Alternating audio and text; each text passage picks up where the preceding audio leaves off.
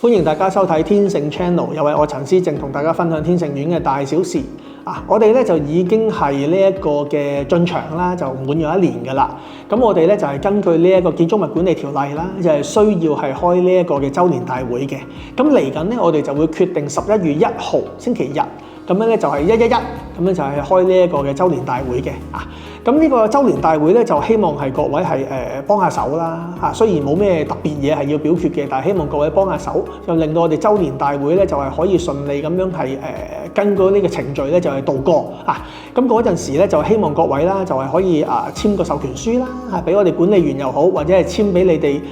即係信得過嘅人。信得過嘅業主或者信得過嘅朋友，咁簽俾佢咧就係代表出席啊！咁我哋係需要10% 嘅業主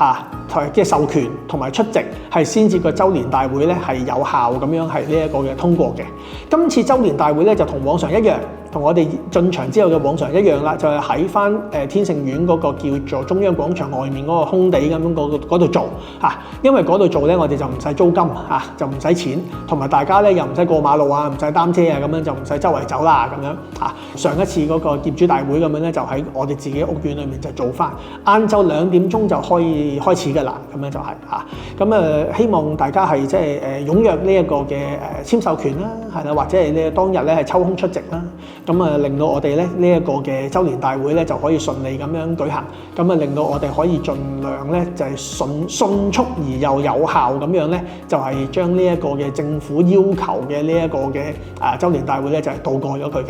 嚇。多謝各位。